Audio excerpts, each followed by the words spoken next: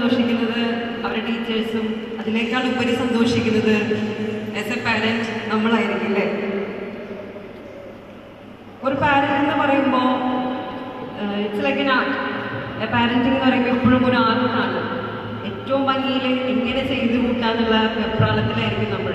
എന്ത് ചെയ്തു കൊടുത്താലാണ് എൻ്റെ മക്കൾ സന്തോഷിക്കുക, അല്ലെങ്കിൽ എൻ്റെ മക്കൾ എങ്ങനെയാണ് തൃപ്തിപ്പെടുക എന്ന് ആലോചിച്ച് വെപ്രാളപ്പെട്ട് നടക്കുന്ന പാരന്റിങ് ആണ് ഇപ്പോൾ ഈ ഒരു സമൂഹത്തിൽ നമുക്കിപ്പോൾ കാണാൻ കഴിയുന്നത്. എപ്പോഴും നമ്മൾ ആലോചിക്കുക, നമ്മുടെ ഒരു എക്സ്റ്റൻഡ് വേർഷനാണ് നമ്മുടെ മക്കൾ, അല്ലെങ്കിൽ നമ്മുടെ ഒരു ജൂനിയർ വേർഷനാണ്. ആസ് എ പാരന്റ് 2.0 എന്നൊക്കെ പറയുന്ന പോലെ നമ്മുടെ ഒരു ജൂനിയർ വേർഷനാണ് നമ്മുടെ മക്കൾ.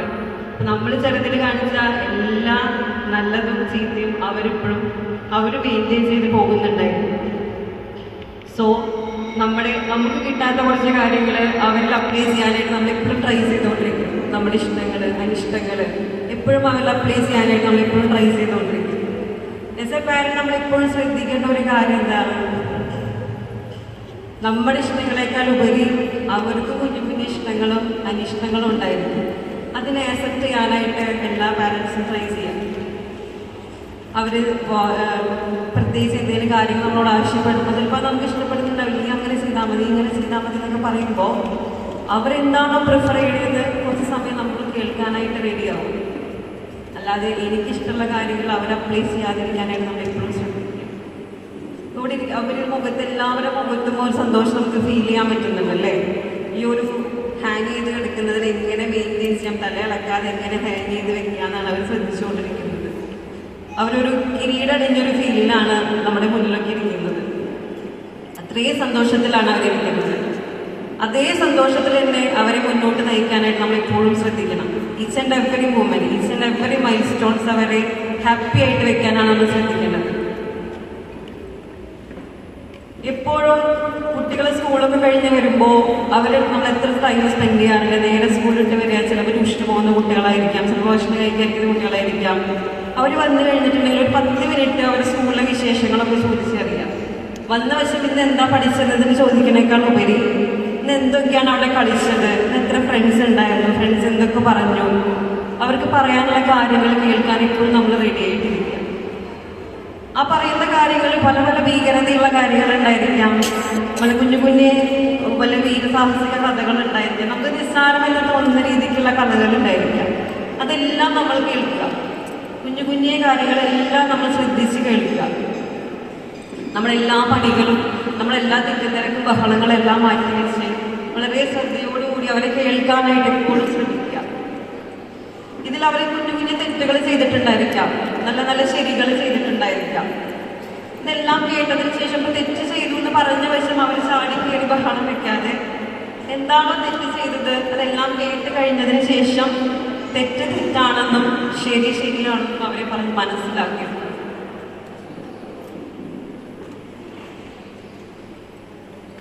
പിന്നെ പാരന്റിങ് എന്ന് പറയുമ്പോൾ അവിടെ അമ്മയ്ക്ക് മാത്രമാണ് റോൾ എന്നുള്ള കംപ്ലൈൻറ്റ്സ് നമുക്ക് സ്ഥിരമായിട്ട് കേൾക്കുന്നതാണ്. ആസ് എ പാരന്റ് അച്ഛനും അമ്മയ്ക്കും തുല്യ പ്രാധാന്യം. മക്കൾ നല്ലത് ചെയ്യുമ്പോൾ മാത്രം അച്ഛനും അമ്മയും, ചീത്ത ചെയ്യുമ്പോൾ അമ്മ മാത്രം എന്നുള്ളൊരു കൺസെപ്റ്റേ പാടില്ല. പാരന്റിങ് എന്ന് പറയുന്നത് തുല്യമാണ്. നമ്മൾ എന്താണോ ചെയ്യുന്നത് അതുതന്നെയാണ് നമ്മുടെ മക്കളിൽ പ്രതിഫലിക്കുന്നത്. രണ്ടുപേരും ഒരുപോലെ നമ്മുടെ മക്കളെ പോസിറ്റീവായിട്ട് വളർത്താനായിട്ട് എപ്പോഴും ശ്രദ്ധിക്കുക.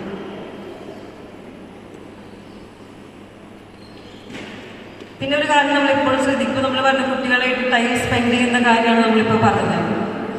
നമ്മൾ മക്കളിൽ എപ്പോഴും കാണുന്ന ഒരു കാര്യമാണ്, അവർ നമ്മളോട് ഇപ്പോൾ നേരത്തെ പറഞ്ഞ പോലെ എത്രത്തോളം വിശേഷങ്ങൾ നമ്മളോട് പങ്കുവയ്ക്കാനുള്ള സ്വാതന്ത്ര്യം നമ്മൾ കൊടുക്കുന്നോ, മുതിർന്ന് വരുന്നതോളം ആ ഒരു ഫ്രീഡം അവരെപ്പോഴും കീപ്പ് ചെയ്യും. അല്ല തുടക്കത്തിൽ തന്നെ നമ്മൾ കുട്ടികളോട് ചെയ്യുന്ന പ്രവൃത്തികളിൽ ഷൗട്ട് ചെയ്യാനോ ഹാർഷായിട്ട് പെരുമാറാനോ തുടങ്ങിക്കഴിഞ്ഞാൽ മെല്ലെ അവർ നമ്മളോട് പറയുന്ന കാര്യങ്ങളെല്ലാം നിൽക്കാൻ തുടങ്ങും. ഈ ഒരു കാലഘട്ടത്തിൽ മാത്രമല്ല, മുന്നോട്ട് പോകുന്തോറും അവർക്ക് നമ്മളോട് ഫ്രീ ആയിട്ട് സംസാരിക്കാനുള്ള സ്പേസ് നമ്മളെപ്പോഴും കൊടുക്കണം. ആസ് എ പാരന്റ് എപ്പോഴും അച്ഛനോ അമ്മയോ ആണ് അവർ ഏറ്റവും ബെസ്റ്റ് ഫ്രണ്ടായിട്ട് നിൽക്കേണ്ടത്. അല്ലാണ്ട് ഒരു ശത്രുവിനെ പോലെ ഒരിക്കലും നിൽക്കാതിരിക്കുക. കുഞ്ഞു കാര്യം എന്ന് പറയുമ്പോൾ അത് തെറ്റാണെങ്കിൽ കൂടി അവരോട് ആ നേരത്തെ ഷൗട്ട് ചെയ്യാതെ അതിട്ട് നല്ലതും ചീത്തയും ഇരുത്തി പറഞ്ഞു കൊടുക്കാനായിട്ട് ശീലിക്കും. ഒരിക്കലും അവരോട്, കുഞ്ഞു മക്കളോട് ഒരിക്കലും ഷൗട്ട് ചെയ്യാതിരിക്കുക. ഷൗട്ട് ചെയ്യുമ്പോൾ നമ്മളെല്ലാവരും ഉപയോഗിക്കുന്ന ചില വാക്കുകളുണ്ട്, അത് മക്കളുടെ ഉള്ളിൽ എത്രത്തോളം ഇൻഫ്ലുവൻസ്ഡ് ആവുന്നത് ഒറ്റ പാരൻസ് ശ്രദ്ധിക്കാറില്ല.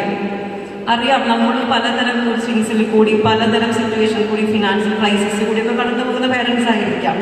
ബട്ട് ഈ മക്കളിലെ ഈ ഒരു സ്ട്രെസ്സും ഫീലിങ്സും ഒന്നും നമ്മൾ തീർച്ചയായിട്ടും കൊടുക്കാതിരിക്കുക. അവർ ഇമോഷണൽ സ്റ്റേബിലിറ്റി എന്ന് പറയുന്നത് വളരെ കുറവാണ്. മക്കളിൽ നമ്മൾ പാരൻസ് ഓടി നടന്ന് ഐക്യം നിറയ്ക്കാൻ മാത്രമാണ് നോക്കുന്നത്. പഠിപ്പ് എന്നുള്ള കാര്യം മാത്രമാണ് ഇൻഫ്ലുവൻസ് ചെയ്യാൻ ശ്രമിക്കുന്നത്. അവരുടെ ഇമോഷണൽ ക്വാഷനിലും കൂടി നമ്മൾ ഇമ്പോർട്ടൻസ് കൊടുക്കണം. ഇപ്പോൾ ഒരു 3 വർഷമായിട്ട് ഞാനൊരു ക്ലിനിക്ക് നടത്തുന്ന ആളാണ്. 3 വർഷമായിട്ട് സ്ട്രെസ് മാനേജ്മെന്റ് ഏറ്റവും കൂടുതൽ സഫർ ചെയ്തിട്ട് വരുന്നത് 5 വയസ്സിന് മുകളിലുള്ള കുട്ടികളാണ്. മുതിർന്നവരെക്കാൾ ഉപരി ഏറ്റവും കൂടുതൽ സ്ട്രെസ് മാനേജ്മെന്റ് ബുദ്ധിമുട്ടി വരുന്നത് കുട്ടികളാണ്. നമ്മളെപ്പോഴും കേൾക്കുന്നൊരു വീടാണല്ലേ ADHD എന്ന് പറയുന്നത്. കുട്ടികൾ അമിതമായിട്ട് കാണുന്ന വികൃതി. എന്തുകൊണ്ടാണ് ഇവർ വെപ്രാളപ്പെട്ട് ശ്രദ്ധ കിട്ടാനായിട്ട് ഇങ്ങനെ വെപ്രാളം കാണിച്ച് നടക്കണമെന്ന് ആരെങ്കിലും ശ്രദ്ധിച്ചിട്ടുണ്ടോ? അവർക്ക് അറ്റൻഷൻ കിട്ടാനാണ്, മറ്റുള്ളവരിൽ നിന്ന് ശ്രദ്ധ കിട്ടാനാണ് അവരിങ്ങനെ കാണിച്ചു കൂട്ടുന്നത്. അവർക്ക് ശ്രദ്ധ കിട്ടുന്നില്ല എന്ന് വീട്ടിൽ തോന്നിക്കഴിഞ്ഞാൽ അവർ അമിതമായിട്ട് കുറുമ്പുകളോ അക്രമങ്ങളോ കാണിച്ചുകൊണ്ടേയിരിക്കും. അപ്പം അവരെ കിട്ടുന്ന സമയം നമ്മൾ അവരെ ഇരുത്തിയിട്ടൊന്ന് മെയിൻറ്റെയിൻ ചെയ്യുക, ഒന്ന് അവരെ മിങ്കിൾ ചെയ്യാനായിട്ട് എപ്പോഴും ശ്രദ്ധിക്കുക. കളിക്കാനാണെങ്കിലും എന്ത് ആക്ടിവിറ്റിയിലാണെങ്കിലും പാരൻസ് അവരുടെ കൂടെ നിൽക്കുന്നുണ്ടെന്ന് തോന്നിക്കഴിഞ്ഞാൽ ദേ ഫീൽ വെരി ഗുഡ്. എപ്പോഴും അവർ ഭയങ്കര ഹാപ്പി ആയിരിക്കും. വെപ്രാളൊക്കെ നമുക്ക് കൺട്രോൾ ചെയ്യാവുന്നതേ ഉള്ളൂ.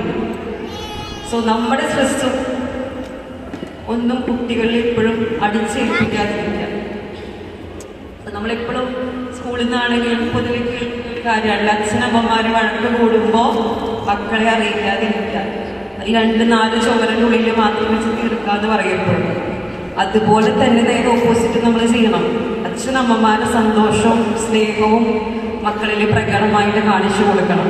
അപ്പോഴാണ് അവരും പരസ്പരം സ്നേഹിച്ച് പഠിക്കാനായിട്ട് ശീലിക്കുള്ളൂ. ഗിവ് റെസ്പെക്ട്, ടേക്ക് റെസ്പെക്ട് എന്നാണ്. അവർ കുഞ്ഞ് തെറ്റി പറഞ്ഞു കഴിഞ്ഞാൽ എന്ത് ചെയ്യണം? സോറി പറയാനായിട്ട് ശീലിപ്പിക്കുക, ഒരു പ്ലീസ് പറയാനായിട്ട് ശീലിപ്പിക്കുക, എന്തെങ്കിലും ആവശ്യമുണ്ടെങ്കിൽ അനുവാദം ചോദിക്കാനായിട്ട് ശീലിപ്പിക്കുക. സിംഗിൾ ചൈൽഡായിട്ട് വളർന്നു വരുന്ന കുട്ടികൾ ഭയങ്കര സെൽഫിഷ് എപ്പോഴും കാണാറുണ്ട്.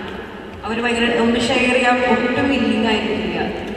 അത് അവരുടെ ഇൻബോണായിട്ട് വരുന്നതല്ല, നമ്മൾ ശീലിപ്പിക്കുന്നതാണ്. ആരെങ്കിലും വരുമ്പോൾ അതിൻ്റെ ടോയ്സ് കൊണ്ട് എടുത്ത് വെച്ചോളൂ, അവർക്ക് കൊടുക്കണ്ട, നമ്മൾ ശീലിപ്പിക്കുന്ന കാര്യങ്ങളാണ്. ഇങ്ങനത്തെ കുഞ്ഞു കാര്യങ്ങളൊക്കെ ശ്രദ്ധിച്ചു കഴിഞ്ഞാൽ നമ്മുടെ മക്കളിൽ ഈ ഒരു തരം റെസ്പോൺസിബിലിറ്റി അല്ലെങ്കിൽ ഇമോഷണൽ കോഷ്യൻ്റൊക്കെ നമുക്ക് വളരെ അധികം ഇമ്പ്രൂവ് ചെയ്യാനായിട്ട് സാധിക്കും. ഒരു കുട്ടി ആരെയും ഒന്ന് വന്ന് പണിഷ്മെന്റ് ചെയ്തു, ജസ്റ്റ് ഒന്ന് അടിച്ചു, ആ കുട്ടിയോട് ക്ഷമിക്കാനുള്ള ഒരു ടെൻഡൻസി പോലും ഇപ്പോഴത്തെ മക്കൾ കാണിക്കുന്നില്ല. അടിച്ച് നേരെ തിരിച്ചടിക്കുക. അവരെന്നെ തള്ളി, ഞാൻ തിരിച്ചു തള്ളി. ഇതാണ് ഇപ്പോഴത്തെ കുട്ടികളുടെ ആറ്റിറ്റ്യൂഡ്. അവനെന്നെ വെച്ചു, അപ്പം ഞാനും നല്ല വെച്ച് തിരിച്ചു കൊടുത്തു. അവനെന്നെ കടിച്ചു, ഞാൻ തിരിച്ചു കടിച്ചു. അവിടെ ഒരു സോറി പറയാനോ ഞാൻ ചെയ്ത് തെറ്റാണെന്ന് പറയാനോ കുട്ടികളിലുള്ള ടെൻഡൻസി ഇപ്പോൾ തീരെ വളരുന്നില്ല. വലിയ അപകടം. ഏറ്റവും കൂടുതൽ ദേഷ്യം കാണിക്കുകയാണ് മക്കളിപ്പോൾ. ഇപ്പൊ സിബ്ലിങ്സ് റൈവൽറി പറയുകയാണെങ്കിൽ പാരൻസ് എപ്പോഴും പറയണം, താഴെ ഒരു കുട്ടി ജനിക്കുക അല്ലെങ്കിൽ മൂത്തൊരു കുട്ടി ഉണ്ടെങ്കിൽ ഇവർ തമ്മിൽ ഭയങ്കര വഴക്കാണ്, എന്തോ വഴക്കാണ്, ഇത് കൺട്രോൾ ചെയ്യാൻ പറ്റുന്നില്ല അവര്. എന്തുകൊണ്ട് കൺട്രോൾ ചെയ്യാൻ പറ്റുന്നില്ല? നമ്മളും പാരൻസ് സിബ്ലിങ്സ് ഒക്കെ ആയിട്ട് വളർന്നു വന്നിട്ടുള്ളവരൊക്കെ അല്ലേ, നമ്മളും കൺട്രോൾഡായിട്ട് തന്നെയാണ് വളർന്നിട്ടുള്ളത്. ഇപ്പോഴത്തെ പാരൻസ് ക്ഷമയില്ല, ഒട്ടും ക്ഷമയില്ല. കുട്ടികളുടെ അവർ തമ്മിൽ വഴക്ക് കൂടിക്കഴിഞ്ഞാൽ അതിൽ ഏറ്റവും കൂടുതൽ ഇടപെട്ട് വഴക്ക് മോശമാക്കുന്നത് പാരൻസ് ആണ് അല്ലെങ്കിൽ ഗ്രാൻഡ് പാരൻസ് ആണ്. അതിനവരെ വഴിക്ക് വിടുക. അവരുടെ പ്രശ്നങ്ങൾ എന്താണ് അത് സ്വയം തീരുമാനിച്ച് അവർ സ്വയം പ്രോബ്ലം സോൾവിങ് അവർ തന്നെ ചെയ്യട്ടെ. അപ്പോഴേക്കും നമ്മൾ ഇടപെട്ട് ആ വഴക്ക് വളരെ മോശമാക്കി ആ സിറ്റുവേഷനെ വളരെ മോശം. 2 വയസ്സുള്ള കുട്ടിക്ക് അമിത വികൃതിയാണെന്നുകൊണ്ട് ക്ലിനിക്കിൽ കൺസൾട്ടേഷൻ കൊണ്ടുവരുന്നവരുണ്ട്. കുട്ടികളാകുമ്പോൾ വികൃതി ഉണ്ടാവും ഇല്ലേ? കുട്ടികളാകുമ്പോൾ വികൃതി ഉണ്ടാവില്ലേ? നമ്മൾ കൺട്രോൾ ചെയ്യണവരെ.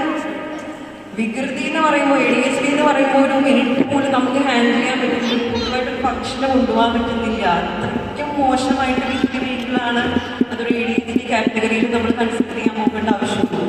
എല്ലാ പാരൻസും ADHD എന്ന് പറയുന്ന ഒരു സെക്ഷൻ അല്ലെങ്കിൽ അറ്റൻഷൻ പ്രോബ്ലം എന്ന് പറയുന്ന ഒരു സെക്ഷൻ അവർ ഭയങ്കര നോളേജാണ്. പക്ഷെ അതിനെ ഹാൻഡിൽ ചെയ്യാൻ നമ്മുടെ പാരൻസിന് അറിയില്ല. ലവ് ആൻഡ് കെയർ എന്ന് പറയുന്ന കാര്യം എല്ലാവരും എപ്പോഴും മറക്കും. അതിൻ്റെ ഇടയിൽ എല്ലാവരും ഭയങ്കരമായിട്ട് ശാസിക്കുക എന്നുള്ളത് പണിഷ്മെന്റ് കൊടുക്കുക, ഹാർഷായിട്ടുള്ള പണിഷ്മെന്റ് കൊടുക്കുക. ഒരു ചെറിയ കാര്യം പറയുമ്പോഴേക്ക് 2 അടി കൊടുക്കുക.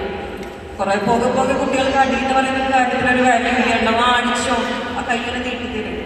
എപ്പോഴും ടീച്ചേഴ്സൊക്കെ പറയുന്ന ഒരു കാര്യമാണ്, എത്ര അടിച്ചാലും അതിന് പേടിയില്ല. വേണ്ടാത്തതിനൊക്കെ അടിച്ചിട്ട് അതിന് പേടിയില്ലാണ്ടായി. അപ്പൊ കുഞ്ഞു കുറുമ്പ് കാണുമ്പോൾ തെറ്റ് തിരുത്താനായിട്ട് ശ്രമിക്കുക. ഒട്ടും നമുക്ക് ഹാൻഡിൽ ചെയ്യാൻ തോന്നുന്നില്ല, പബ്ലിക്കിലേക്ക് കൊണ്ടുപോകാൻ തോന്നുന്നില്ല എന്ന് കാണുമ്പോൾ മാത്രം കൺസൾട്ടേഷൻ ഒക്കെ ചെയ്യാം.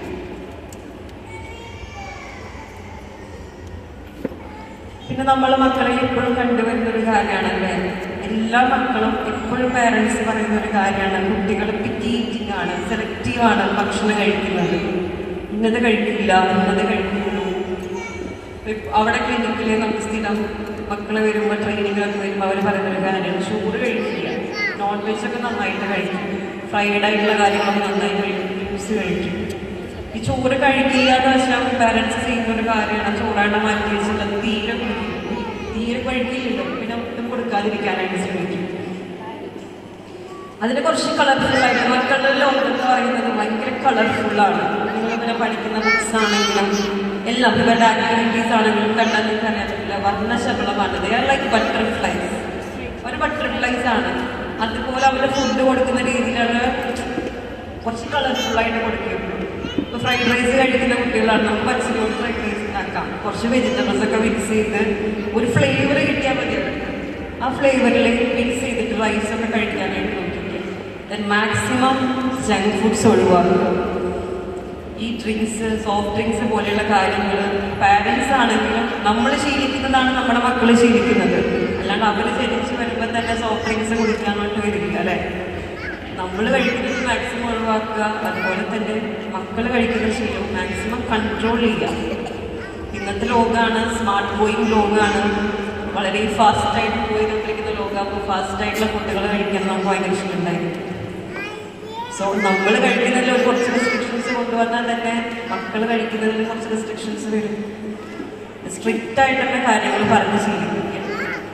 ഇന്നത്തെ കഴിക്കുള്ളൂ എന്ന് വാശി പിടിക്കുമ്പോൾ അവർക്ക് വിശക്കുന്ന സമയം നോക്കി കൊടുക്കുക, അല്ലാണ്ട് കുത്തി നിറയ്ക്കാതെ. നമ്മൾ കഴിക്കാൻ പിടിക്കുന്ന സമയത്ത് ചിലപ്പോൾ അവർക്ക് വിശക്കുന്നുണ്ടാവില്ല, അവർക്ക് വിശക്കുന്ന സമയം നോക്കിയിട്ട് കൊടുക്കുക. പാരൻസ് എപ്പോഴും ചെയ്യുന്നൊരു മിസ്റ്റേക്കാണ്, നമ്മുടെ സൗകര്യത്തിനനുസരിച്ച് കുട്ടികളെ കൊണ്ടുപോകുക. അവരുടെ സൗകര്യം എന്ന് പറയുന്നത് വേറെയാണ്. ഇപ്പൊ പഠിക്കാനിരിക്കുന്ന സമയം നമ്മളെല്ലാ ജോലികളും കഴിഞ്ഞ് നമ്മൾ ഫ്രീ ആകുമ്പോഴാണ് കുട്ടികളെ പഠിക്കാൻ കൊണ്ടിരിക്കുക. ചിലപ്പോൾ ആ സമയത്തേക്ക് അവർക്ക് വേറെ എന്തെങ്കിലും ഷെഡ്യൂൾ ഉണ്ടായിരിക്കും, ചിലപ്പോൾ TV കാണാനായിരിക്കാം, ചിലപ്പോൾ വരയ്ക്കാനായിരിക്കാം. അപ്പൊ ആ സമയത്ത് കൊണ്ട് പഠിക്കാനിരുത്തുമ്പോൾ അവർക്ക് ഇഷ്ടമുണ്ടാവില്ല. അപ്പൊ അമ്മമാരെ പറഞ്ഞു അവർക്ക് പഠിക്കാൻ വേണ്ടിയാണ്, ബോറിംഗ് ആണ്, അപ്പോൾ അവരെ ടോയ്ലറ്റിൽ പോകണം, അപ്പോൾ വെള്ളം കുടിക്കണം. നമ്മൾ നോക്കണം അവർ പഠിക്കാൻ ആ സമയത്ത് ഇഷ്ടമുണ്ടാവില്ലേന്ന്. നമ്മൾ ഫ്രീ ആയി നമുക്ക് അവരെ പഠിപ്പിക്കാം, അത്രയും നമ്മൾ ചിന്തിക്കുന്നുള്ളൂ. ആസ് എ പാരന്റ് ഞാനും മുന്നേ ചിന്തിച്ചേർന്നൊരു കാര്യം തന്നെയാണ്, എൻ്റെ എല്ലാ പണികളും ഒതുങ്ങി, ഇനി കുറച്ച് നേരം മോളെ പഠിപ്പിക്കാം. പക്ഷെ ആ സമയത്ത് കുട്ടികളെ സംബന്ധിച്ച് അവർക്കും അവരുടേതായിട്ടുള്ള ഇഷ്ടങ്ങളുണ്ടല്ലേ. എപ്പോഴേലും ഒരു പ്രിഫറൻസ് നമ്മൾ കൊടുക്കുന്നുണ്ട്, വായോ പട്ടിക്ക് ഇടിക്ക് അടി ഇടി കുത്തൊക്കെ അവിടെ തുടങ്ങിയപ്പോൾ അവരുടെ സമയത്ത് അവർക്ക് ഇഷ്ടമുള്ള രീതിക്ക് പഠിപ്പിക്കാനായിട്ട് എപ്പോഴും ശ്രദ്ധിക്കുക. അതേപോലെ തന്നെ ഭക്ഷണം കൊടുക്കുന്നതും അവർ പ്രിഫർ ചെയ്യുന്നൊരു സമയം ഉണ്ടായിരിക്കും, ആ സമയത്ത് കൊടുക്കാനായിട്ട് ശ്രദ്ധിക്കുക. മാക്സിമം ഹോംലി ഫുഡ്സ് കൊടുക്കാനായിട്ട് ശ്രദ്ധിക്കുക. അവിടെ കൂടുതൽ കുട്ടികൾ സിഗരറ്റ് ഇഷ്യൂസ് ഒക്കെ ആയിട്ട് വരാറുണ്ട്, സ്റ്റൊമക് പ്രോബ്ലംസ് ഒക്കെ ആയിട്ട് വരാറുണ്ട്. ജങ്ക് ഫുഡ്സിൻ്റെയാണ്. വല്ലപ്പോഴും മാസത്തിൽ ഒരിക്കൽ കഴിക്കുന്നത് പോലെയല്ല, ഡെയിലി പൊറോട്ടൊക്കെ കഴിക്കുന്ന കുട്ടികൾ അവിടെ വരുന്നുണ്ട്. എത്ര കൺട്രോളിങ് പറഞ്ഞാലും ശരിക്കാം. അതുപോലെ sweet items, biscuits, juices maximum control ചെയ്യുക. വീട്ടുമ്പോൾ എന്തെങ്കിലും ഒരു കാര്യം ചെയ്ത് ഞാൻ അമ്മ മിഠായി വാങ്ങിച്ചു തരാട്ടാ, അങ്ങനൊരു ഹാബിറ്റ് കുട്ടികളുടെ കൂടെ. അവരുടെ ഉള്ളിൽ നമ്മളാണ് ആ തോട്ട് കൊണ്ടുവരുന്നത്. അവരെന്തെങ്കിലും ഒരു മോട്ടിവേഷന് വേണ്ടിയിട്ട് ഫുഡ് ഐറ്റംസ് ഓഫർ ചെയ്യാതിരിക്കുക. വേറെ എന്തൊക്കെ ഐറ്റംസ് നമുക്ക് ഓഫർ ചെയ്യാൻ പറ്റും? ഈവൻ ക്ലിനിക്കിൽ ഞാൻ നോക്കി നിൽക്കലേ കാണുന്ന കാര്യങ്ങളാണ്. ട്രെയിനിങ് കഴിഞ്ഞ് പോകുമ്പോൾ അമ്മ ലേസ് വാങ്ങിച്ചു തരാട്ടാ. ഇതിൻ്റെ കാര്യം എന്തായാലും ആവശ്യമില്ല. അവരാവശ്യപ്പെടും, വാശി പിടിക്കും. പക്ഷെ നമ്മൾ വാങ്ങിച്ചു കൊടുത്താലല്ലേ അവർക്കത് ഹോപ്പ് കിട്ടുന്നുള്ളൂ. നമ്മളായിട്ട് അങ്ങനത്തെ ശീലങ്ങൾ കൊണ്ടുവരാതിരിക്കാനായിട്ട് ശ്രദ്ധിക്കും. നെക്സ്റ്റ് നമുക്ക് പറയാൻ പറ്റുന്ന കാര്യമാണ് സ്ക്രീനിങ്ങിൽ. ഇവിടെ ഇരിക്കുന്ന എല്ലാ പാരൻസിനും എപ്പോഴും അറിയുന്ന കാര്യമായിരിക്കും, കുട്ടികൾ അടങ്ങി ഇരിക്കാനായിട്ട് നമ്മൾ എന്ത് കൊടുക്കും? കുറച്ചത് പിടിച്ചിട്ടിരിക്കണ്ട, അപ്പോൾ വരാം. സൈലന്റ് ആയിട്ട് അവിടെ എടുത്തോളൂ, അവിടെ ഉണ്ടാവും, വേറെ ഒരിക്കലും പോവില്ല. നമ്മൾ ടെൻഷൻ ഫ്രീ ആണ്. സ്ക്രീൻ കൊടുത്തു കഴിഞ്ഞാൽ we feel very free. But ആ സ്ക്രീൻ കുട്ടികളെ എത്രത്തോളം ഇൻഫ്ലുവൻസ് ചെയ്യുന്നുണ്ടെന്ന് നിങ്ങൾക്ക് അറിയാൻ പറ്റുന്നുണ്ടല്ലോ. ഇപ്പോഴത്തെ ഒരു കാലഘട്ടത്തിൽ 2025 തുടങ്ങിയ പിന്നെ ഒരു 18+ കുട്ടികളെ ചെയ്ത് കൂട്ടുന്ന കാര്യങ്ങൾ കാണുമ്പോൾ തന്നെ നമുക്ക് മനസ്സിലാവുന്നുണ്ട്.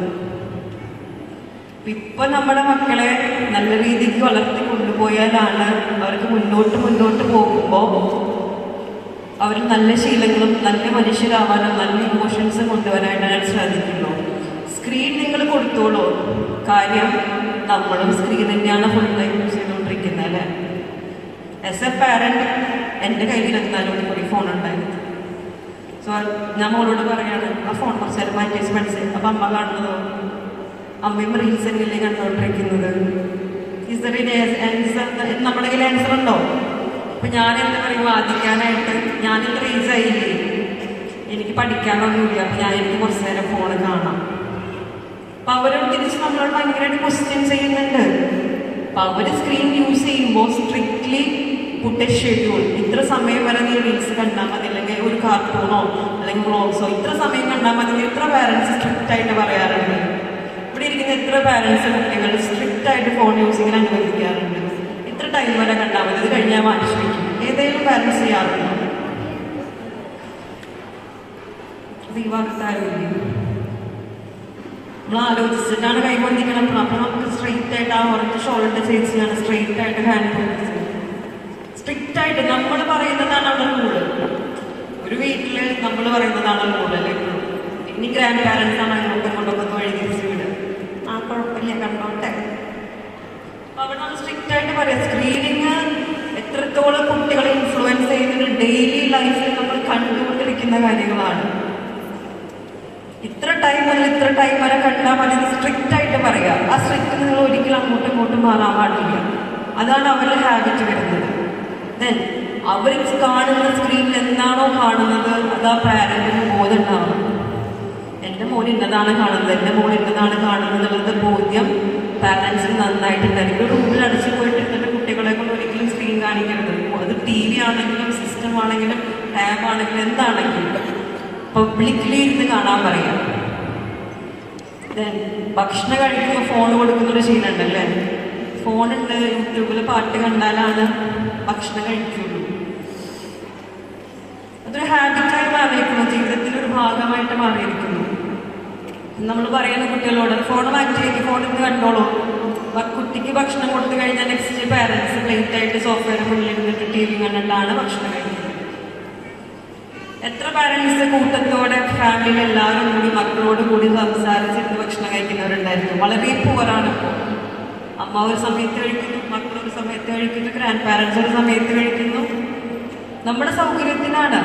ഒരുമിച്ചിരുന്ന് സന്തോഷത്തോടു കൂടി ഒന്ന് കഴിച്ചു നോക്കി. അവരുടെ ഉള്ളിൽ എന്തുണ്ടായിരിക്കും? ഒരു സോഷ്യൽ പിയറിംഗ് ഉണ്ടായിരിക്കും. ആരും ശ്രദ്ധിക്കാറില്ല, ഇങ്ങനത്തെ കുഞ്ഞു കുഞ്ഞു കാര്യങ്ങളൊന്നും ആരും ശ്രദ്ധിക്കാറില്ല. മക്കൾക്ക് ഫോൺ കൊടുക്കാൻ പാടില്ല ഫുഡ് കഴിക്കുമ്പോൾ.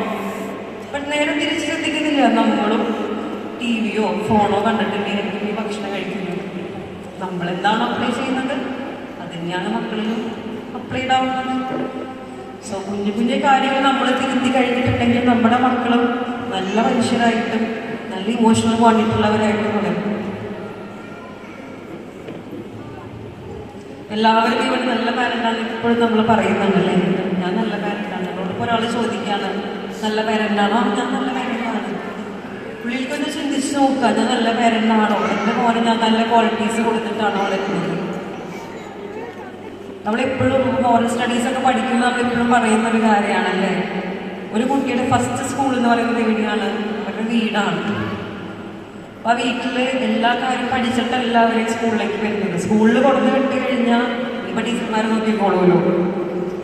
ഒരു 8 മണിക്കൂർ അവരെ സ്കൂളിലുണ്ട്. എല്ലാ കാര്യവും കുട്ടിയുടെ A to Z കാര്യങ്ങൾ ടീച്ചേഴ്സ് നോക്കിക്കോളും. നമുക്കുള്ള റെസ്പോൺസിബിലിറ്റീസ് അവിടെ ഫുള്ള് കഴിഞ്ഞു. We have the responsibility. അവർ ഇത്രയും സ്ട്രഗിൾ ചെയ്ത് 8 മണിക്കൂർ ഇത്രയും കുഞ്ഞു മക്കളെ ഹാൻഡിൽ ചെയ്യുന്നുണ്ടെങ്കിൽ അതിലൊരു പോഷൻ നമുക്ക് കൊടുക്കാം. അവിടെ വീട്ടിൽ എത്രയോ പാരൻസ് വരുന്നുണ്ട്, കുട്ടികളെ സ്കൂളിലാക്കി അതിനെ വേണ്ടിയിട്ടൊന്ന് വിളിച്ച് അന്വേഷിക്കില്ല. നമ്മുടെ മക്കൾ എന്താ ചെയ്യുന്നത്, പഠിക്കുന്നുണ്ടോ ഇല്ലേ, കുട്ടികളായിട്ട് മിങ്കിൾ ചെയ്യുന്നുണ്ടോ, എല്ലാം വിളിച്ചിട്ട് അന്വേഷിക്കണം. ആ ഒരു റൈറ്റ് ഫ്രീഡം ഇവിടെ ഉണ്ടെന്ന് ഞാൻ വിചാരിക്കുന്നു. ടീച്ചേഴ്സിനെ പാരൻസിനെ കോൺടാക്ട് ചെയ്യാനുള്ളൊരു ഫ്രീഡം സ്കൂളിലുണ്ടെന്ന് ഞാൻ വിചാരിക്കുന്നു. മാക്സിമം കുട്ടികളുടെ ഡെയിലി കാര്യങ്ങൾ വിളിച്ചിട്ട് ഒരു വീക്ക്ലി വൺസ് എങ്കിലും അല്ലെങ്കിൽ മന്ത്ലി ട്വൈസ് എങ്കിലും ടീച്ചേഴ്സിനെ വിളിച്ചിട്ട് അന്വേഷിക്കുക. നമ്മളോട് ഷെയർ ചെയ്യാൻ പറ്റാത്ത കാര്യങ്ങൾ ചിലപ്പോൾ കുട്ടികൾ ടീച്ചേഴ്സിനോട് ഷെയർ ചെയ്തിട്ടുണ്ടായിരിക്കാം. ലാസ്റ്റ് വീക്കിൽ നമുക്ക് വന്നൊരു കേസാണ്, പോക്സോ കേസാണ്. കുഞ്ഞു മോളാണ്, 5 വയസ്സേ ആയിട്ടുള്ളൂ. ആയോടാണ് കുട്ടിയുടെ കാര്യങ്ങളെല്ലാം പറഞ്ഞത്. അത്രയും ഒരു ഫ്രീഡം ആ സ്പേസ് കുട്ടിക്ക് ടീച്ചറോട് തോന്നിയിട്ടില്ല. സ്വന്തം മനസ്സിനോട് അങ്ങോട്ട് പറയാനുള്ള സ്പേസ് ആ കുട്ടിക്ക് തോന്നിയിട്ടില്ല. വൈ? നമ്മളാണത് ക്രിയേറ്റ് ചെയ്തിട്ടുള്ളത്. 5 വയസ്സുള്ള കുട്ടിക്ക് അത്രയും ഇമോഷണലി ഡൗൺ ആയിട്ടുണ്ടെങ്കിൽ ആ കുട്ടി എത്രത്തോളം സഫർ ചെയ്യുന്നുണ്ടായിരിക്കാം. അപ്പൊ ഫ്രീഡം ടു എക്സ്പ്രസ്, നമുക്ക് അവർക്ക് നമ്മളോട് പറയാനുള്ള കാര്യങ്ങൾക്ക് സ്വാതന്ത്ര്യം കൊടുക്കാം. പരമാവധി അവരോട് ഷൗട്ട് ചെയ്യാതിരിക്കുക. പണിഷ്മെന്റ് കൊടുക്കുമ്പോൾ പോസിറ്റീവായിട്ട് എപ്പോഴും ഫീൽ ചെയ്യുക. നമ്മൾ പറയുമ്പോൾ ചില വീഡിയോസിൽ കാണുന്ന കുട്ടികൾ ഭയങ്കരമായിട്ട് വലിയ വർത്തമാനങ്ങൾ പറയുന്ന വീഡിയോസ് കാണുന്നുണ്ടായിരിക്കാം. നീ അങ്ങനെ ചെയ്ത് ഇങ്ങനെ ചെയ്യുന്നൊക്കെ എവിടുന്ന് അവർക്ക് ചെയ്യുന്നത്? നമ്മൾ വഴക്ക് കൂടുമ്പോൾ നമ്മൾ ഉപയോഗിക്കുന്ന കുറച്ച് വേർഡ്സ് ഉണ്ട്. നമുക്ക് ടെംപ്റ്റ് ചെയ്തിട്ടുമ്പോൾ നമ്മൾക്ക് തന്നെ അറിയാമല്ലേ, ഞാനാണല്ലാണ്ട് സംസാരിക്കുന്നത്, ഞാനാണെങ്കിലും സംസാരിക്കുക. ഹ്യൂമൻ ബീങ്, ഞാൻ അന്നത്തെ സൈക്കോളജിസ്റ്റ് ഒന്നും അറിയില്ല, ഞാൻ പക്കാ മനുഷ്യനായിട്ടാണ് സംസാരിക്കുക. പക്ഷെ ആ സംസാരിക്കുമ്പോൾ എൻ്റെ മോളത് എത്രത്തോളം അബ്സോർബ് ചെയ്യണമെന്ന് നമ്മൾ ശ്രദ്ധിക്കില്ല. കാരണം ആ നേരത്തെ എനിക്ക് അവിടെ ബാധിച്ച് നിൽക്കണം, അത്രയേ ഉള്ളൂ. പക്ഷെ ഇതേ ക്യാരക്ടർ ആ കുട്ടി വഴക്ക് കൂടുമ്പോൾ ഇതേ ശൈലിയിലാണ് സംസാരിച്ചുകൊണ്ടിരിക്കുന്നത്. ഞാൻ ഇൻഫ്ലുവൻസ് ചെയ്തതല്ലേ. എസ് എ റോൾ മോഡൽ നല്ലൊരു ക്യാരക്ടറായിട്ടാണ് എപ്പോഴും ഞാൻ പാരൻസിൻ്റെ അടുത്ത് നിൽക്കേണ്ടത്, എൻ്റെ മകളുടെ അടുത്ത് നിൽക്കേണ്ടത്. അതേപോലെ തന്നെ ഈച്ച് ആൻഡ് എവരി പാരൻറ്റ് നമ്മളായിരിക്കണം നമ്മുടെ കുട്ടികളുടെ റോൾ മോഡൽ. അപ്പം എല്ലാവരും നല്ലൊരു പാരൻ്റായിട്ടിരിക്കുക.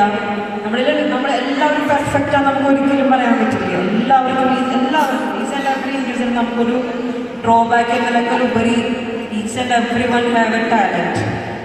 അതേപോലെ തന്നെ നമ്മുടെ മക്കൾ എല്ലാവരും ഇൻഡിവിജ്വലാണ്. എല്ലാവർക്കും ടാലൻറ്റ് ഉണ്ടായിരിക്കും. എല്ലാവർക്കും പഠിക്കാനായിരിക്കില്ല ടാലൻറ്റ് ഉണ്ടായിരിക്കുക. എല്ലാവർക്കും എവരേലും ഒരു പോയിന്റിൽ ടാലൻറ്റ് ഉണ്ടായിരിക്കും. അത് കണ്ടെത്തുക, അത് പോസിറ്റീവായിട്ട് ഡെവലപ്പ് ചെയ്ത് കൊണ്ടുവരും. ഇപ്പം ചെറിയ മൈൽ സ്റ്റോൺസിലാണ് അവർ നിൽക്കുന്നത്. ഇതേപോലെ വലിയ വലിയ ഹൈ ലെവലിൽ, ഹൈ മൈൽ സ്റ്റോൺസിൽ, ഹൈ PGസിൽ, ഏറ്റവും ഹൈ പ്രൊഫൈലിൽ നമ്മുടെ മക്കൾ അറിയപ്പെടാനല്ലേ നമ്മൾ ആഗ്രഹിക്കുന്നത്. അതിന് വേണ്ട മോറൽ നമ്മൾ എവിടുന്ന് കൊടുക്കണം? ഫാമിലിയിൽ നിന്ന് കൊടുക്കണം. അതിന് സപ്പോർട്ട്, ബാക്ക് സപ്പോർട്ട് എന്ന് പറയുന്ന ആൾക്കാരാണ് ആസ് എ പാരൻറ്റ് നമ്മളാണ് അല്ലേ. അപ്പോൾ ഇവിടെ ഇരിക്കുന്ന എല്ലാ കുട്ടികളിലും എല്ലാ പാരൻസും ഒരു ഗുഡ് റോൾ മോഡൽ ആവട്ടെ ഇരിക്കട്ടെ. ഓക്കെ, എല്ലാവരും ഹാപ്പി ആയിട്ടിരിക്കുക. നല്ലൊരു ഗ്രാജുവേഷൻ ഡേ ആണ്. എല്ലാവരും ചിരിച്ച് സന്തോഷത്തോടെ കൂടിയിട്ടിരിക്കുക. ഓക്കെ.